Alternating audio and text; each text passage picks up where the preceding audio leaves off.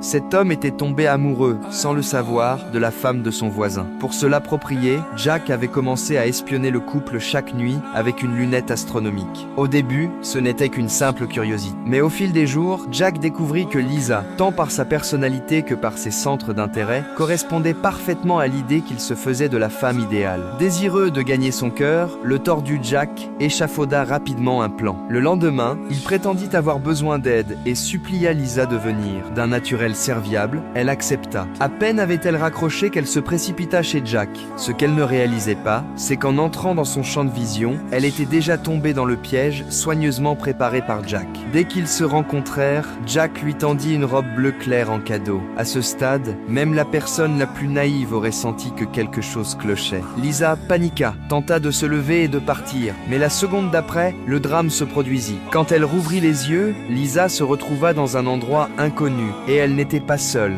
Une autre femme y vivait aussi. Au cours de la conversation, Lisa apprit qu'elle s'appelait Anna, une autre victime, emprisonnée par Jack. Lisa tenta instinctivement de s'enfuir, mais la porte était verrouillée par un système à code secret. Refusant d'abandonner, elle essaya toutes les méthodes possibles, mais toutes échouèrent. Même le téléphone s'avéra être un faux. De rage, Lisa tenta de grimper par la fenêtre pour découvrir du béton massif derrière la vitre. C'est alors qu'Anna révéla l'horrible vérité. Jack avait construit cet endroit spécifiquement pour garder les femmes qu'il désirait. Celles qui obéissaient recevaient de quoi vivre, celles qui refusaient étaient laissées à mourir de faim. En entendant cela, Lisa s'effondra complètement. Ignorant les avertissements d'Anna, elle martela la porte d'acier en hurlant à l'aide. Mais Anna lui dit que tout le bâtiment était insonorisé et renforcé selon les normes militaires. Même si elle hurlait jusqu'à s'en faire saigner la gorge, personne dehors ne l'entendrait. Pendant ce temps, Jack était déjà passé à l'étape suivante. Il s'introduisit chez Lisa, vola quelques-uns de ses vêtements dans la chambre et brisa son cadre photo avec son mari, mettant en scène un départ précipité. Puis il retourna à la cave,